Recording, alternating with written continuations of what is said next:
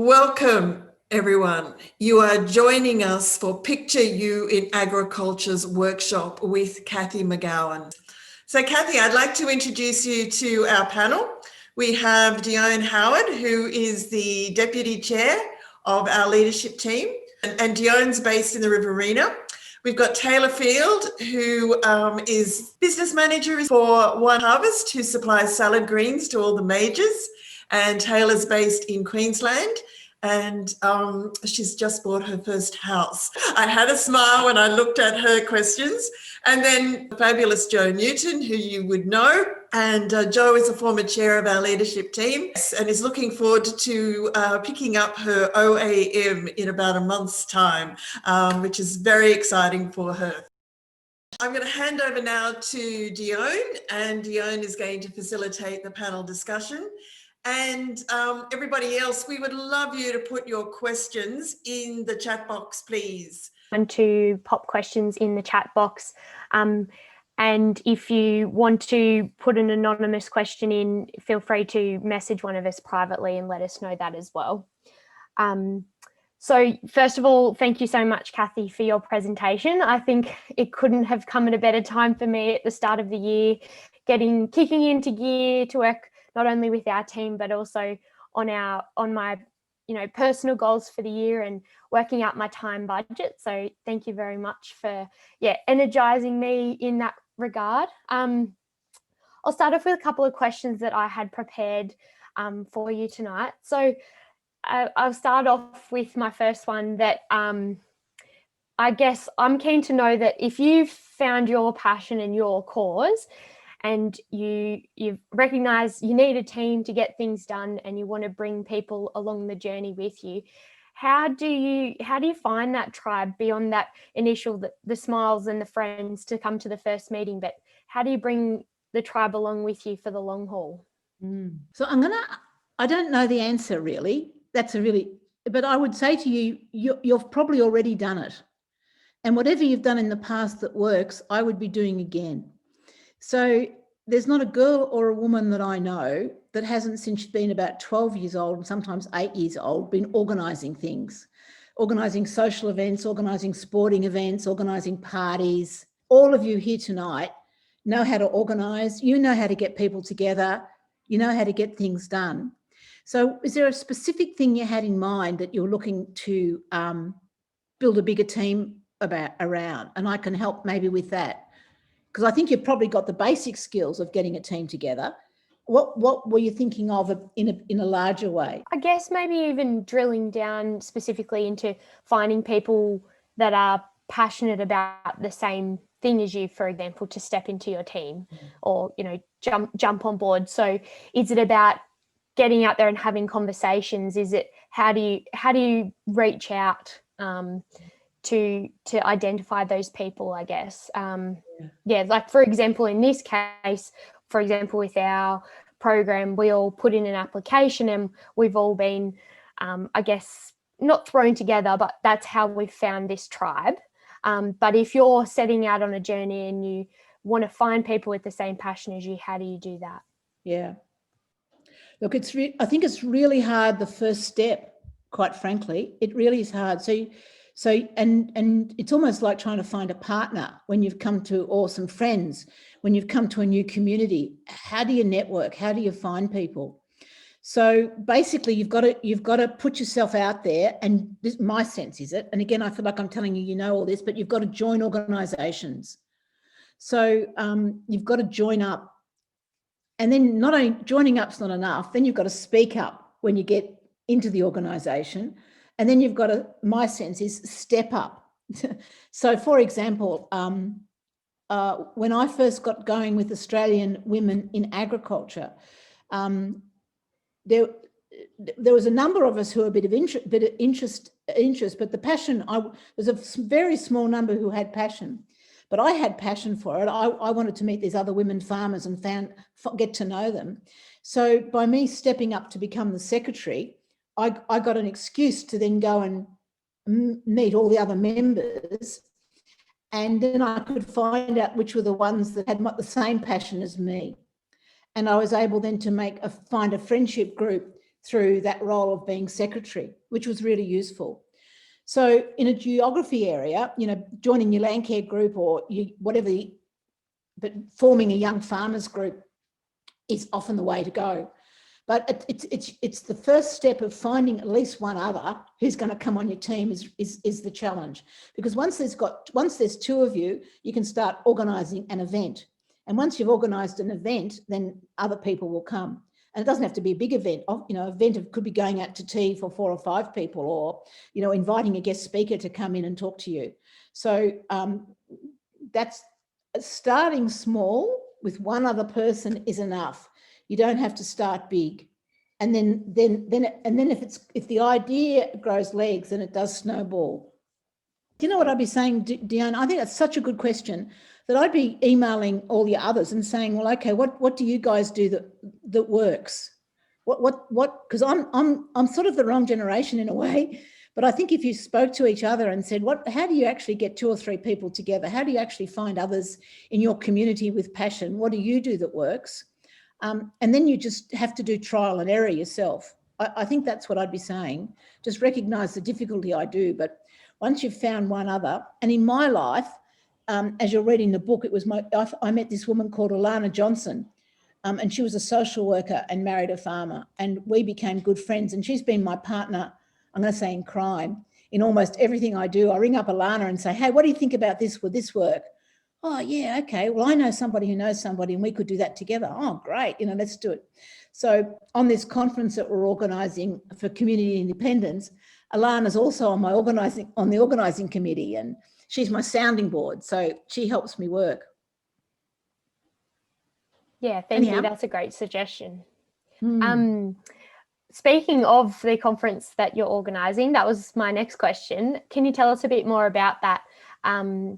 Just to let the group know in case anyone's keen to attend, as I understand it's an online event. Yeah, well, I would like to do a magnificent marketing job here and invite all of you personally to come. The webpage is communityleadership.com, communityindependence.com.au, and it's going to be the last weekend of February. And what we're going to do is talk about politics and how you get involved in politics, either as a candidate, and I'm hoping some of you will come and do the candidate stream. Some of you might be interested to come and learn about how to run a campaign, how to run a political campaign. And for the third stream is how to get your community organised. What are some of the strategies or platforms you can use to get community, which is that question you just asked me in another way. So the conference is going to start on the Friday night with Zoom introductions and people meeting each other. Then on the Saturday, it's going to have a keynote speaker, which will probably be Helen Haynes, who's the federal member for Indi. And then we'll have workshops that go for Saturday morning. And then in the afternoon, we'll have panels, a panel about winning. What does winning look like in politics and how do you win? And then we've got another panel about what does effectiveness look like as a community politician. So that's the Saturday. We're going to leave the night free because we're hoping people will form house parties. We'll hope they'll get together in a preferably geographical, but even on a Zoom, like you guys could all get together on the Saturday night and talk about what you've learnt during the day. And then on the Sunday, we're going to have Karen Phelps from Wentworth talk about her experience as a community independent. And then it'll be followed by what we call open space. So there's a lot of people who'll be coming who will want to say, look, I'm going to run as a senator for Victoria. Is anyone else interested in being on my team? Or there's a group called Independence Can, and they want to link up with everybody else. So it'll be a chance for networking in that space.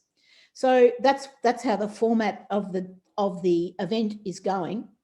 And I really would love to extend an invitation to you, not only because it'll be fun and there'll be a lot of interesting people there, but also because if we are successful, this would be the first of a number. And you might come and just put your toe in the water and get a feel for it and like what you see. And then you think, oh, well, maybe in 4 or 5 years' time, I might have a go at it. And you can begin to build a team up of other people who are interested in community politics. So it's not only politics, it'll be focused on standing for the federal election, But it's not only that, it's also about the lessons you'll learn is about maybe being in agri-politics as well. You know, how do you get elected to be on an agricultural board? If you're interested in the National Farmers Federation, how would you get elected there? Or if you want to be on a company board, how might those skills work? So there'll be room for that sort of conversation as well. Okay, so I'll put the connection. I'll type it into the web page, into the chat, the link. That would be great. Thank you. I think among us, whether there's future aspirations of getting into politics or, as you said, being involved in agri-politics or on company boards, there's certainly, sounds like there's something there for anyone who's keen. So that would be great if you could pop that in there. Jo, would you like to go next with some questions? Yeah, great. And I might also just say we've got a few questions coming through in the chat and we will get to them, but perhaps if you're listening in and there's someone else has sent a question and you think that's a fantastic question, like if you could just acknowledge that in the chat as well so we can see which questions people would really like answered. But I guess, Cathy, you mentioned that you've undertaken numerous courses throughout your career looking to upskill as a leader, and that that leadership is about learning new skills. And I guess I wondered, at what point in your career did you start viewing yourself as a leader, and was there a particular conversation or moment where you went, yeah, actually I am a leader? Yeah, there is really. And I was in grade 6. We had a horrible teacher. She was cruel. And I led the community revolt, the school revolt against it, got my parents organised, got my friends organised. And I got into enormous trouble because I hadn't really recognised how powerful this teacher was. And she pulled me out and she said, Cathy McGowan, you are the ringleader. Yeah, you're always the ringleader, And I went, oh, that's not fair. And I don't think I knew what a ringleader was, really. I hadn't had, anyhow, I knew it wasn't a good thing to be the ringleader. And I got into trouble and punished for being it. And when I look back, I could see that I had that sense of justice and injustice from a really early age. And I'd also got from my parents, I think, that sense that you need to act. You just can't sit there and be bullied or have bad things happen. You need to do something. So I think it happened then. So I think I've always known that leadership was a responsibility, and that if I didn't do something, well, who else was going to do it? So I think I've always known that. And then learning to be a leader was the decision I made when I was involved in Australian Women in Agriculture. As I said, I didn't want to be the front person, and I was happy to be the secretary or the treasurer or the communications person. I never wanted to be the president. And I was in that organisation for 10 years, and everybody, the leadership team sort of would take it in turns. And then eventually someone said, well, Cathy, it's your turn to be president. And I said, I don't want to do it. I'm not up for it. I'm too busy. I've got too much on. And then it was one of my friends said, well, go and do this leadership course because that'll give you the skills you need. And then I was elected as vice president of Australian Women in Ag. I did the leadership course and then got the courage out of that to stand for president. And the interesting thing about that whole experience was that there was already a president in Australian Women in Ag, and she was very happy in that job. And she looked like she was going to be there for a long time. So as part of my doing the leadership course, I decided that I would challenge her for the leadership, which again was unheard of. So we actually had an election to be president. So I had to go out there and market myself to be president of Australian Women in Ag against a woman from Western Australia who was already doing, quite a fine job. I just thought I could do it better. So that was the first time I actually put my hand up for an elected position and consequently won. And I didn't have to, but I'd learned through the Australian Leadership Program that you've got to ask people for their vote. You've got to put out a vision. You've got to say why you'd be better at the job. So I actually had to learn how to market myself in that role. So I think in that time, I really did step up into I'll call it political, but leadership at the front by choice was when, and I would have been about 47 or 48 by the time I did that. But once I'd got a taste for it, when I won that election for Australian Women in Ag, and people were so pleased for me, you know, people rang me up, they gave me flowers, they said, oh, it's so good you've done it, you'll be a really good president, you know, we like the other person, but you'll be really good. Oh, that's great. And I was so surprised because I thought I'd get, you know, a bit of negative feedback like I got in grade 6, but in fact, exactly the opposite happened. And the same thing when I put my hand up to be run as an independent, I was just amazed by how grateful people were that I'd stepped into that leadership role. And I still have to say, it happens now. And I'm sure for some of you, you've all got into trouble for being leaders. You've all been accused of being ringleaders or talking too much, or who do you think you are, you know, doing the wrong thing. So I still go, you know, I go shopping, Wodonga, Albury, Beechworth, somewhere, and without fail in the supermarket, someone will come up to me and just say, I've just bought, you're Cathy McGowan, are you? I just want to say thank you. And I go, oh, that's really nice of you. Why are you saying thank you? Oh, well, you know, you put yourself out there and we really were pleased that you did it. I go, oh, isn't that just lovely? So I was really surprised about how much joy and satisfaction taking the leadership role has given me when my early experience was quite negative about it. So I suppose what I'm trying to encourage you guys to do is be a team for each other and help each other step up to that leadership role and be effective at it. And then people will come like they did to me and say, oh, thank you so much. It's so good you're there. You do such a good job. You run a really good meeting. You know, you really get things done in our community. It's just lovely having you there. Thank you. That was fascinating. And I guess it perhaps leads into my second question. I guess perhaps just more of a comment or your thoughts on the value and importance of recognising the achievements of women through honours, awards and prizes, and whether that's awards like specifically for women, because we do have some fantastic programs in agriculture already, or whether there is value in introducing quotas to support more gender balance where we don't currently see it. Yeah. Yeah, well, I'm a great one for targets. You know, begin with the end in mind. What are you trying to achieve here? And for example, in the Australia order system, what they're trying to achieve, the Orders of Australia, is recognition for people who do good work. But when you analyse the data, it's only a third of the people who get awards are women. So clearly it's not achieving its aim. So I think targets would help them achieve their aim. But when I look around in other, so it depends a little bit, but in agriculture, for example, there's a bit of a story with the Victorian Farmers Federation. It's changed now, but if any of you are from Queensland, the Queensland sugar cane growers still has the same problem. But in early days, the voting rules for a farmer organisation was that there was one vote per business. So and the name, the person who got to vote was the name of the person who was first on the business owner. And so by default, it meant that in the olden days, like last century, it was the men who had their name on the farming business. And even if it was partnership, it was, you know, Joe Blow and Mrs. Joe Blow would come second. So Joe Blow got to vote. Mrs. Joe Blow didn't get to vote. And so consequently, all the Victorian Farmers Federation was made up of men.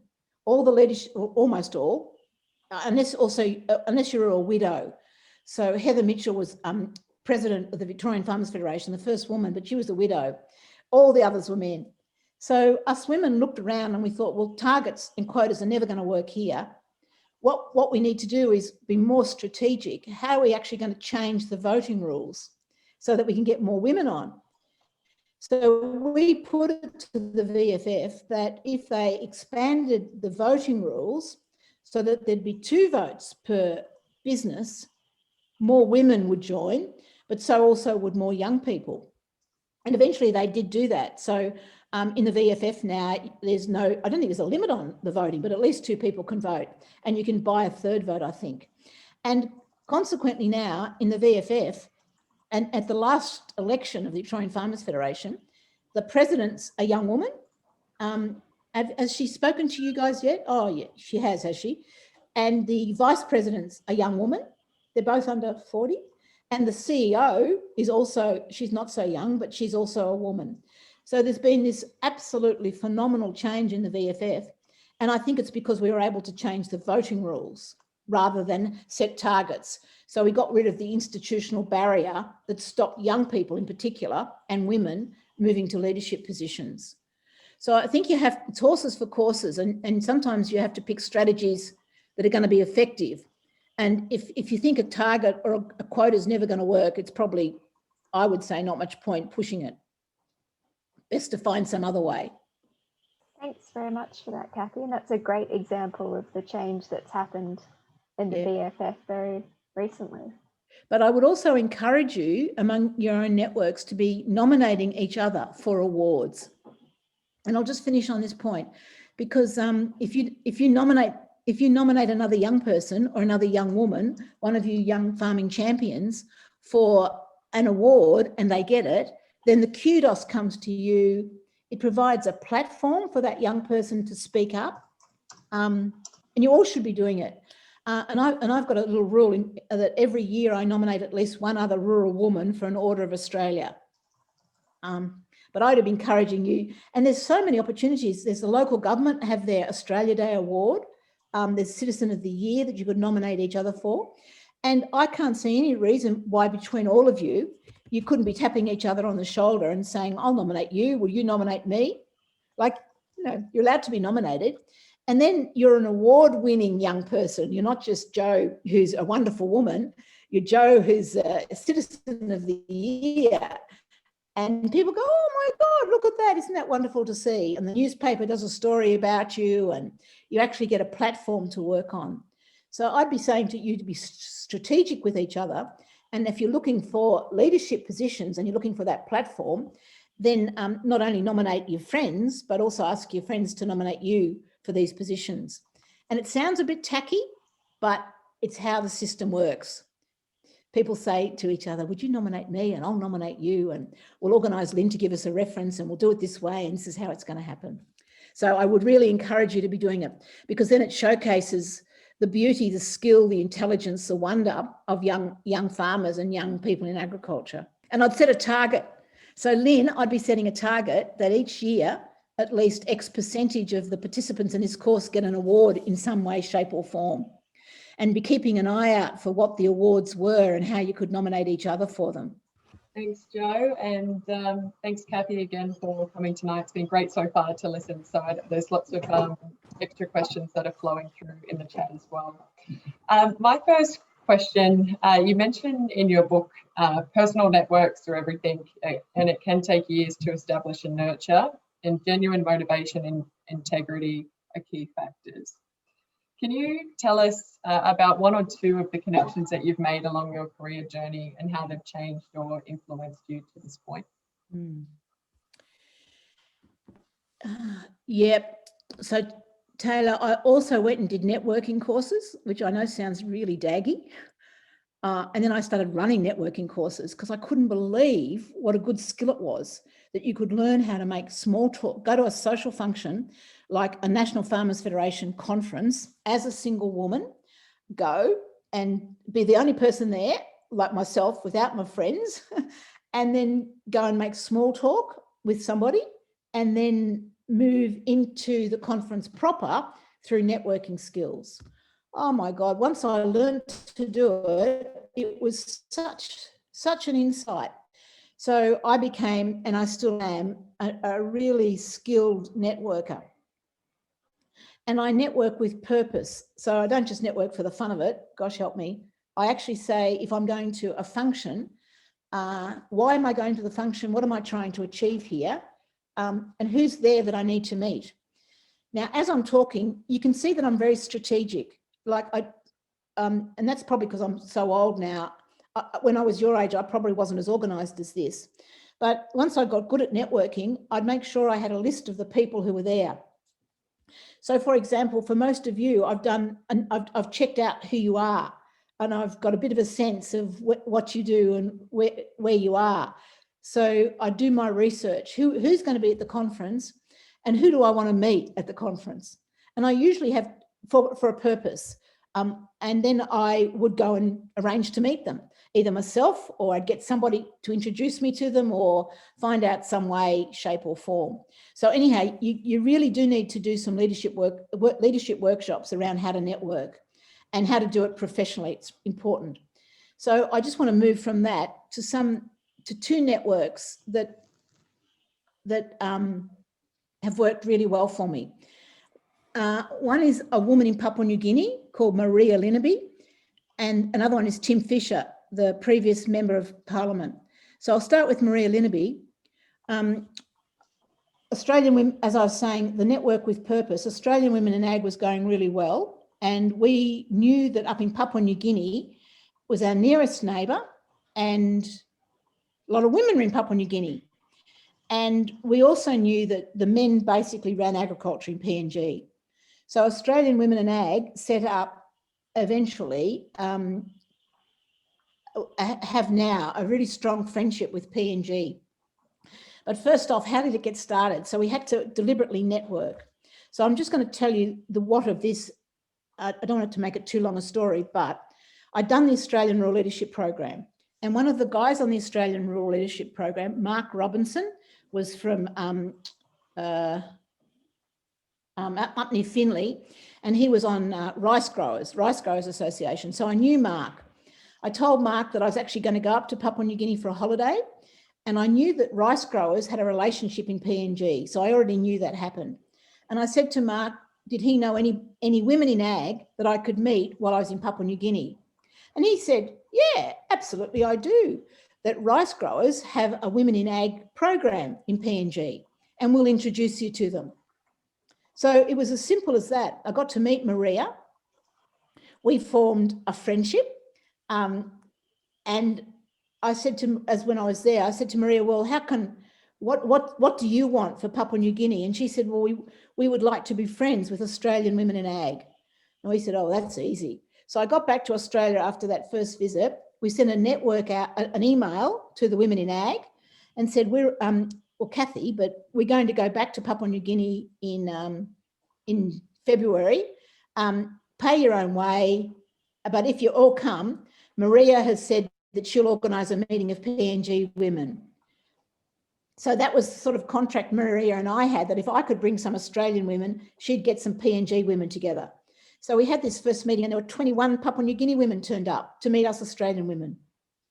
And from there, we did become friends. And there's now a formal friendship between Australian Women in Ag and PNG Women in Ag. They come down for our conferences, or they did before COVID. We regularly go up to Papua New Guinea.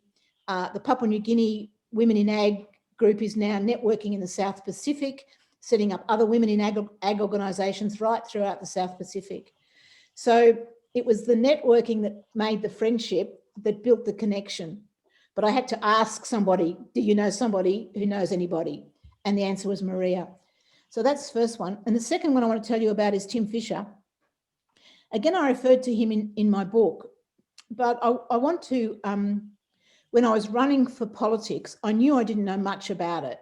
And Tim was married to my cousin. So I used the family network to ask him if he would support me. And I think sometimes you can't go past family networks. Someone in your family knows somebody who's going to help you do what you need to do. You've just got to be brave enough to then do the next bit.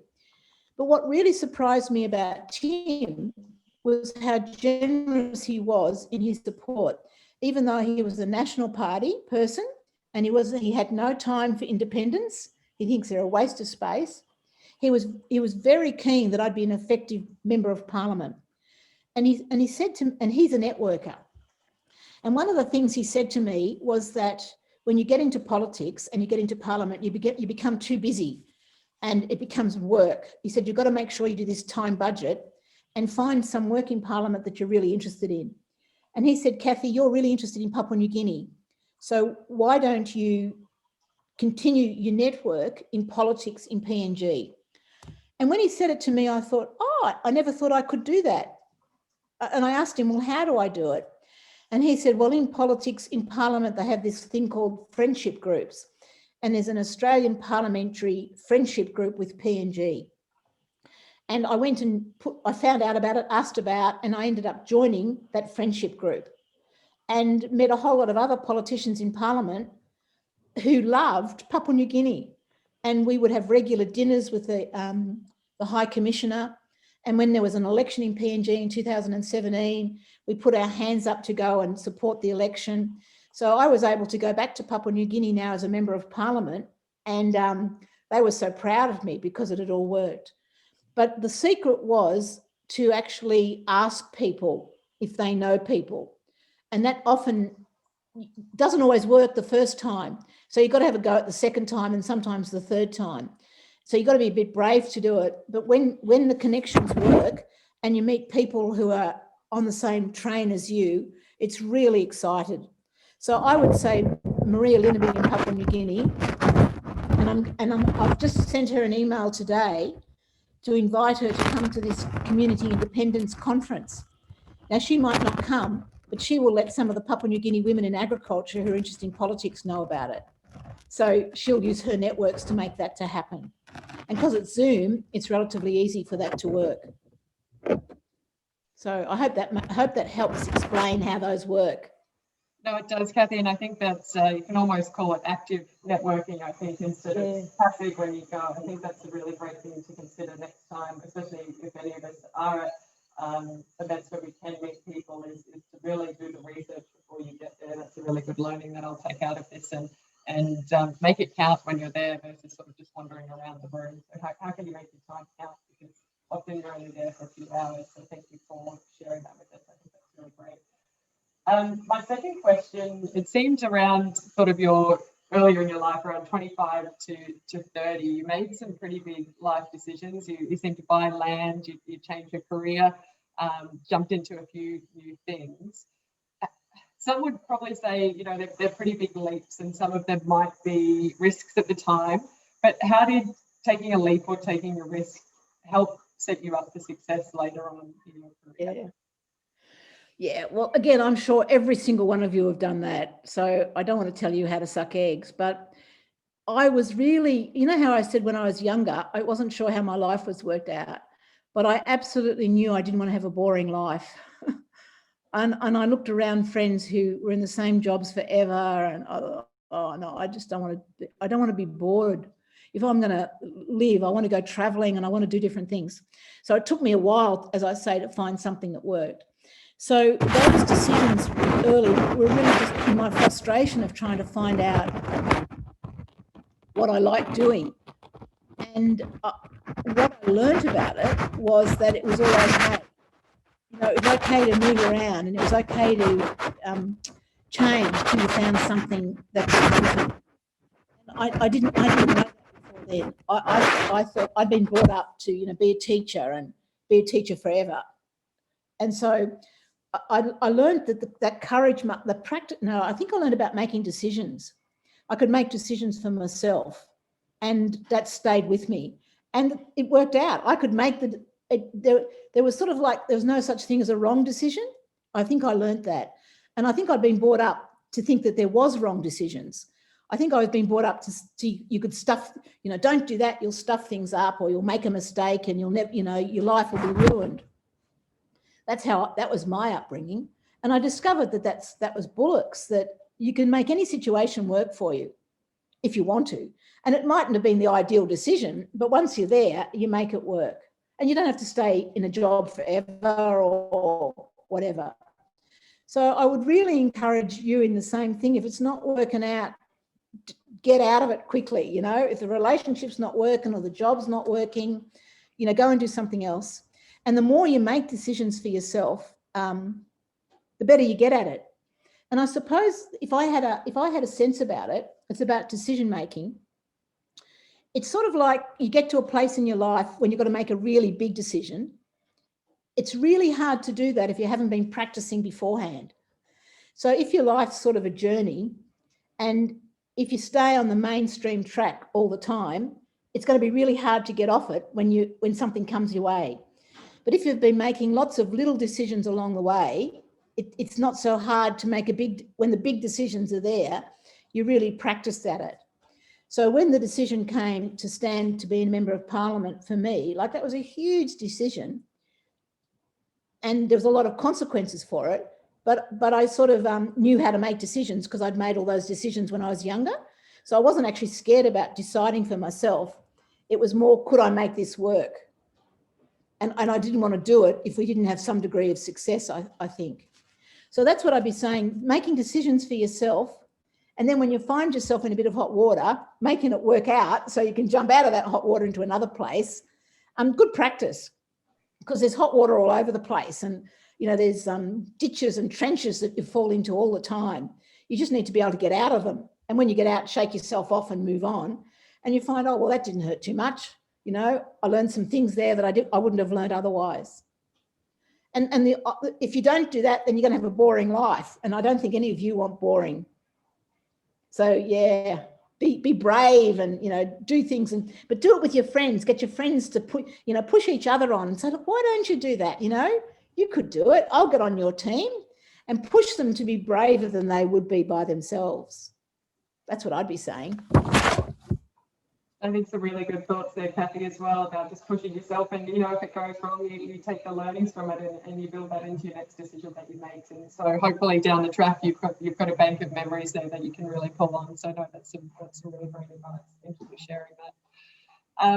Dione, I might hand over to you to kick off with a few more questions that have come in from the chat. Thanks, Tayla. Thanks, Tayla and Joe, for your questions so far. They've been awesome. So we've had quite a popular theme of questions that just come up. You spoke, Cathy, about the networking courses and facilitation courses that you've taken along the way, and we've had some people that are quite keen to know if you can share with us some names of courses that you've done in both the networking and facilitation space. Yeah, no, I can't, and it's a few years ago now. So, and they wouldn't be relevant. You need to sort of do your research and ask around who does good networking training and who does. There's a woman on Facebook called I just saw it the other night. There's a woman called Viv McWaters, McWaters, and she's got a course called The Naked Facilitator. So and she's really good. She does art and theatre and drama in her. But I think you'll have to do a bit of VIV. You'd have to do a bit of research, because I don't know what's currently around, and you need something that's going to be appropriate for you guys. You don't want an old people's course, which is what you get if you listen to me. Yeah, but it's probably an area of worth thinking about professionally as well. So for a while there, in about late 1990s, I ran for women in ag. I ran facilitation. I ran a bit like what Lynne's doing. I ran leadership courses for women, and the facilitation was part of that, and so was the time management.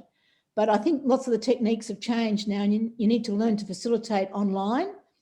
So they're different skills. So I'd be setting that back to you as a bit of a research project, and maybe then work with Lynne to see how you can get an online facilitation course running for you. That would be really useful. Thank you. Yeah, we'll have to add that to the wish list of workshops to do. Yeah. Our next question that I've got here, it's from Jess Fernley. She's got a bit of background for the question, and then so I'll just go through it. So as part of Picture in Agriculture, there's an opportunity to offer new entrants to our Young Farming Champions program to be an intern on the leadership committee and practice how leadership is done, supported by mentors in a safe space. Jess was part of this program in 2020 and learned a lot about the committee and how to be a part of a team and the organisation. Then she goes on to ask about the Voices for Indi Volunteers program, which you described as back of house, which gives an opportunity for any interested constituents to join the Voices for Indi MP in Canberra to experience the parliamentary sitting week. And so, Cathy, has this model resulted, to the best of your knowledge, in young people putting their hands up to pursue a career in politics? Yeah, Jess, great question. Look, absolutely. Absolutely. And it gives me so much hope.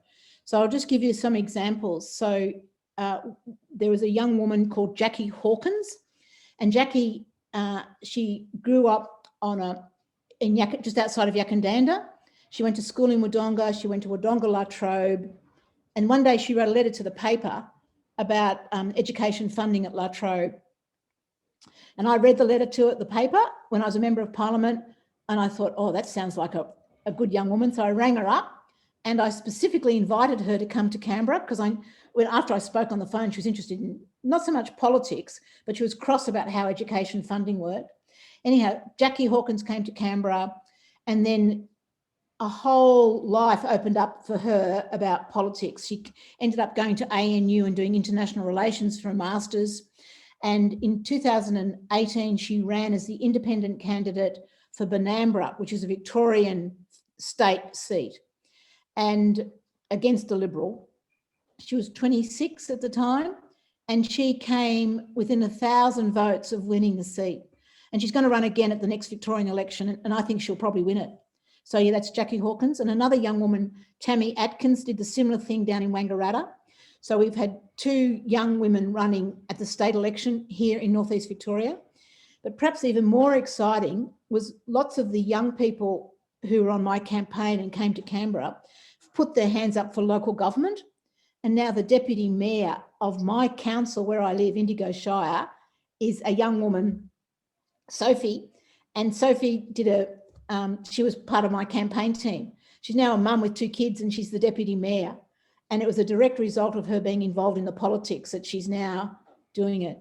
And they never would have done it by themselves. They did it because they learnt the skills, but also they got known. Everybody could see how clever they were working on the campaign. So working on the campaign was a really good chance, not only for them to get skills, but all the older people went, oh my God, aren't they fantastic? You know, we really want them in our community. So yeah, they're two examples. And I know with Jackie Hawkins, but also with Jackie Hawkins in particular, that when she ran in 2018, most of her committee were young people. There are a couple of older types there, but they were all young people. And they had a wow of a time and did really well. And everybody was so happy that they were running. They weren't quite able to get across the line, but it was just wonderful. So yeah, that would be my biggest, that's the biggest story. But the other thing is, even when people haven't got involved in politics, there's now a buzz around this community that young people are wanted, that they're respected.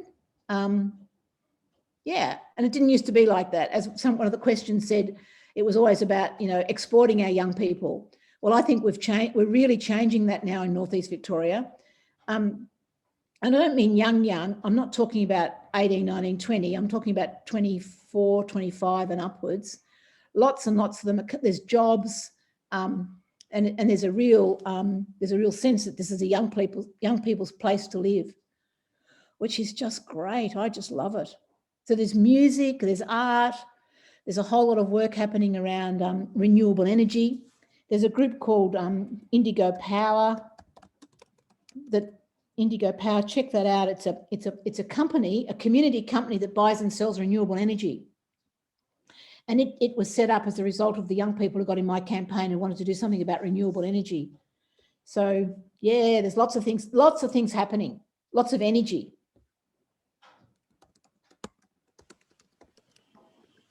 Thanks for that awesome question, Jess. And yeah, Jess has expressed her thanks in the chat there too, Cathy. Jo, would you like to select a couple of questions from the chat? Well, I was just thinking that while we touched upon young people, Cathy, we might pick up one of Lynne's questions.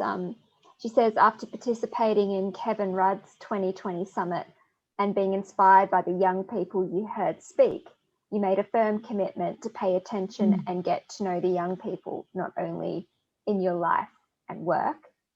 So it's a two-part question. What do you believe are the key strengths that young people bring to the table? And something that we're very passionate about here, like what are your recommendations for lobbying to get more young people a seat at agriculture's decision-making tables? So truly, you guys are so much better educated than I ever was. The education system, what you learn, not only at school, but through uni and what you're doing is just, it's just worlds better than what I ever got. So the most fundamental reason why I want more young people in leadership positions is you know stuff that my generation doesn't know, and you're more clever than we are.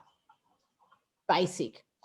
And then linked to that is that it's the fundamentality of your digital natives. We're not. And the parliament is still run by troglodytes. When COVID came and parliament had to go offline, parliament couldn't use Zoom. They just didn't know how to go offline. And here was the rest of Australia was all working from home and doing everything else. And it took them about 9 months before they could even work out, well, how do we do this? And then would they do it? So that whole sense of bringing the 21st century way of thinking to leadership is desperately needed. Like, it's not even an optional extra anymore. If we don't have your generation in decision-making, we're stuffed. Well, we're probably, and the whole concept about climate change and what goes with it, I won't even go there. But we really, really need you. We need the things that you know. We need your knowledge, really, obviously. And then in agriculture, it's just absolutely imperative that you get to shape how agriculture is going to be in the future. Because with climate change, with trade, it's all changing. And we really need your intellect and your vision to say, oh, I can see how it could be. And you can imagine into the future other ways of doing farming that are going to be better. So that it's to me, it's just so important, and it's not an optional extra. And the sooner it happens, the sooner we get you guys into positions on that rung of leadership, the better. And I don't really know how to do it, but I know between you can come up with strategies to do it. That there's enough knowledge between all of you about how industries work, and it's forming 2 or 3 groups, and you could say, well, maybe I could try for this, or maybe I could try for that, or maybe we could learn more about how do we change the voting rules. So I don't think anyone on this group's from cane growers, but cane growers still, their voting is still one person per vote, and it's the business. So there's still very, very few women part of cane growers. And that's just an example, but you've got to sort of be clever, work out what the barriers are to you getting where you want to go, and then how are you going to get through it? So you need a clear vision, you need your team, and then you need to sit down and be really strategic about it. And there will be people in your industries who'll help you, because I'm not the only one who sees how important it is that we get you guys into positions of leadership really quickly. And then we need to make you effective once you get there. We don't want you sitting in boardrooms and not speaking for 3 years while you sort of work your way out. We've just got to make sure you hit the ground running. Really, we do. Am I right, Lynn?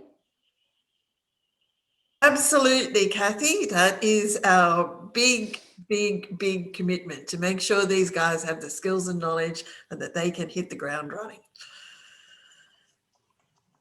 Yeah. But I think in my response to it is the answer is going to lie with you.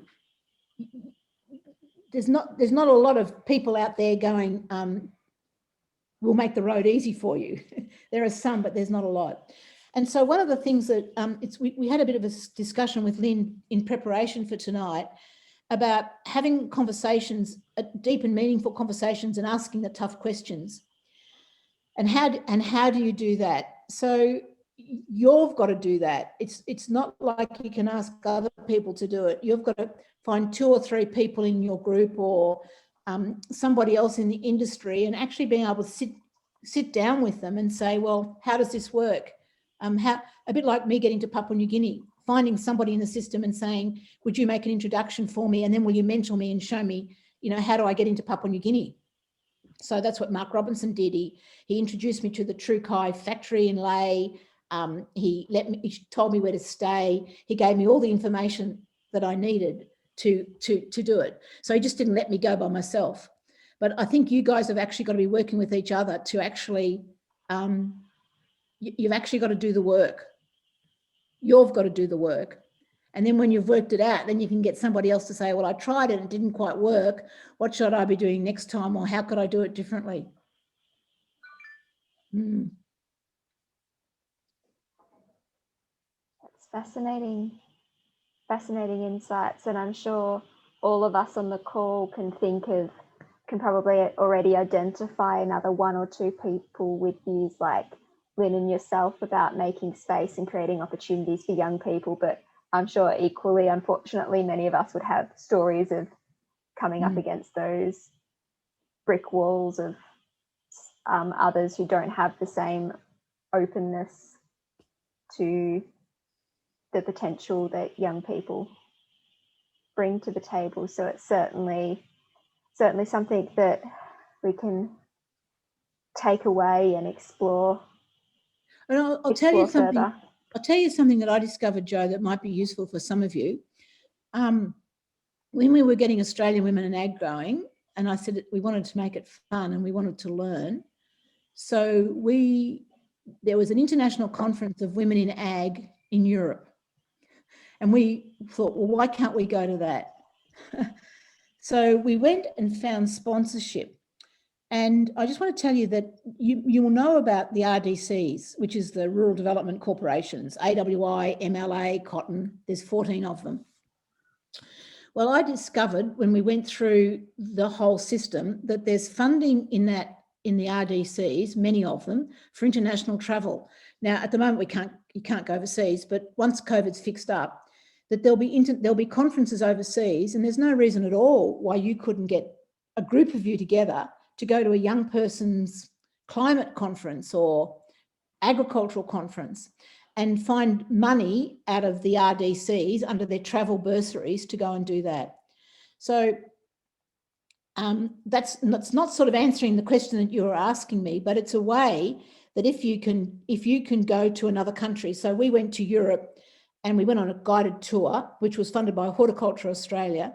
And we looked at the marketing in Holland of flowers, for example.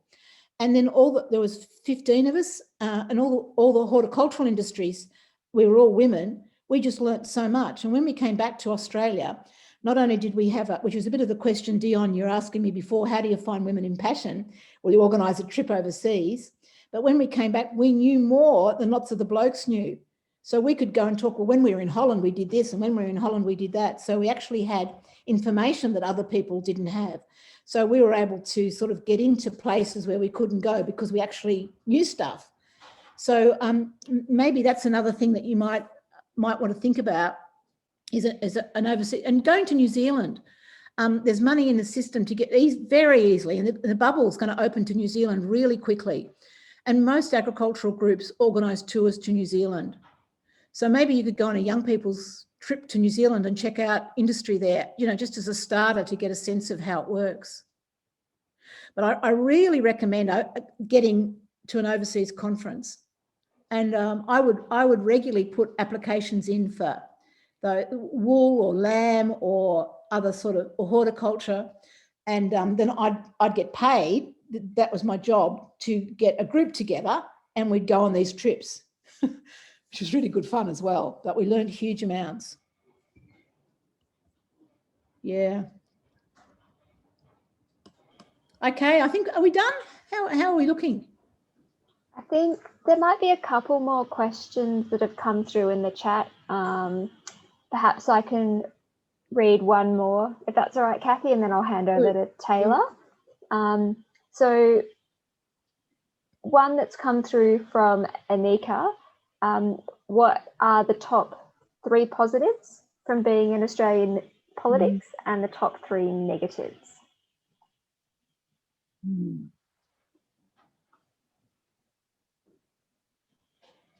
Well, the most wonderful thing for me about being in politics was getting things done. I was in the tent rather than always outside the tent. 2, I just loved representing my community and going around I'd go to the opening of an envelope and talk to my community and tell them how good they were and how important this conversation was. So I could be a positive supporter. And there had been a lot of negativity around my community, so I could be positive. So I loved that. And the third thing that I really liked was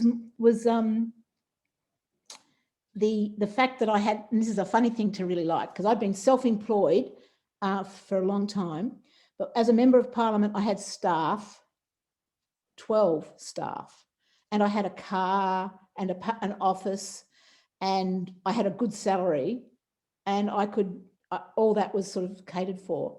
So instead of being self-employed, working on my farm, making it all up myself, it was all sort of organised, and it was really nice, not forever, mind you, but to have a job, like a proper job that was structured.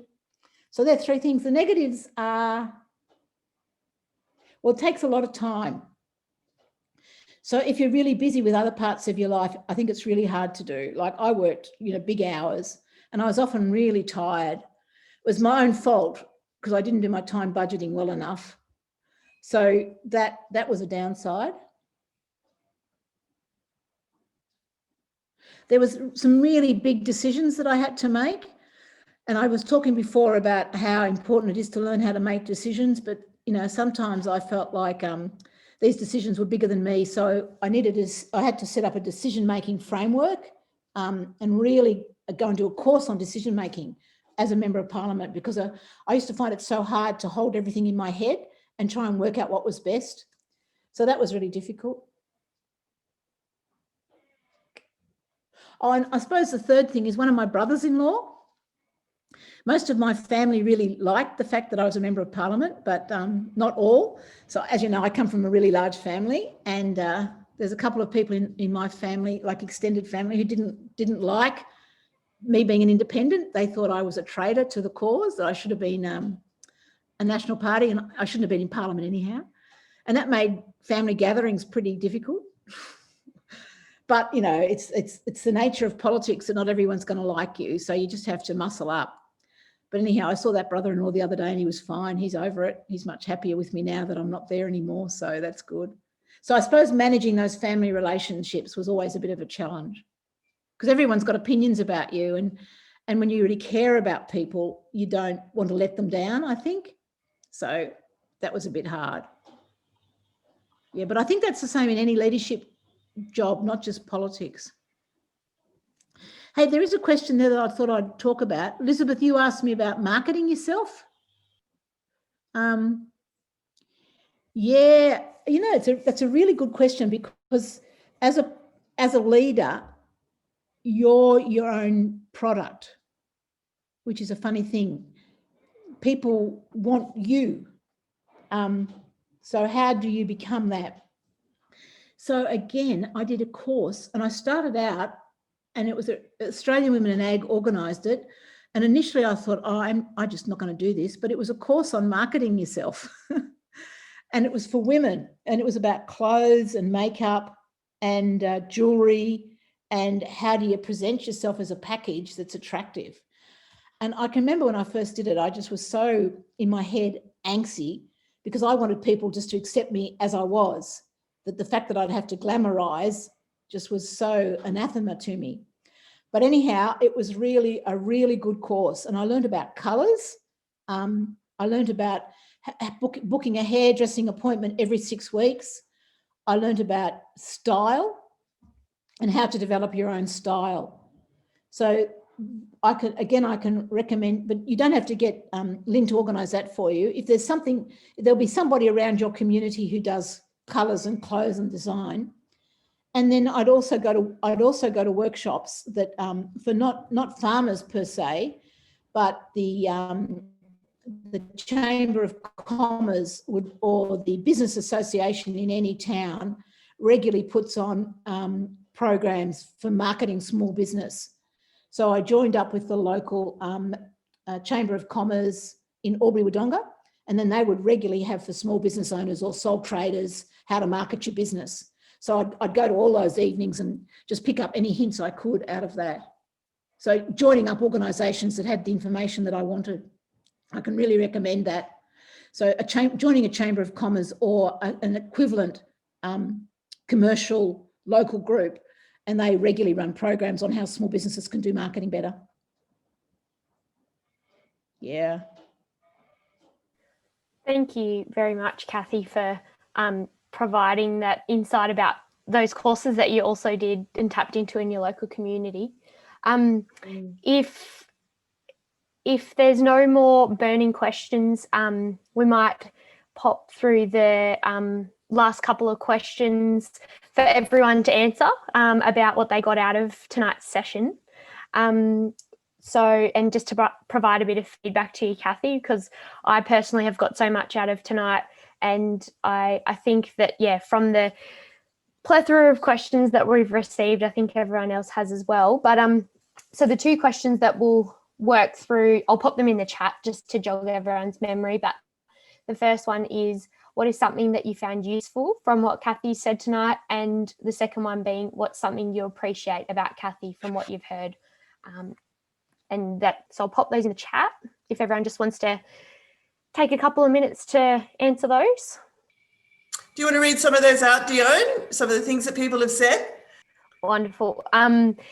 So Jess said that the ringleader story really resonated with her, as well as the ability to lead without worry. Elizabeth had mentioned the time budgeting being such an effective tool, making sure that you include those essential things like exercise. Tanya also said time budgeting. Jess said, thank you, Cathy, a huge thank you for helping people out, such as our group, and involving people along your journey. Franny mentioned about starting small is enough, and that really resonated with her, with finding your tribe and igniting passion in others. Anika mentioned the courses, like all the ideas that you had about different courses and trainings that you've taken, and having that collective support for one another. You've certainly motivated a lot of us. I find working with young people extraordinarily inspiring. They get me out of bed every day. And I really want to say thank you from the bottom of my heart. I've read 2 groundbreaking books for me in the last 12 months, and one was by Ronnie Khan and the other one was by you, and we've had a chance to introduce 2 of probably Australia's most fabulous women to our young farming champions. So mega, mega, mega thanks for joining us tonight. And we'll have a look at those questions. And if anything, we haven't answered any of those, we might shoot those through to you and let you know who the person was that asked them, and potentially you can connect with them. And we look forward to having future conversations with you. Thank you so much. And thank you to our panelists. And thank you to everyone.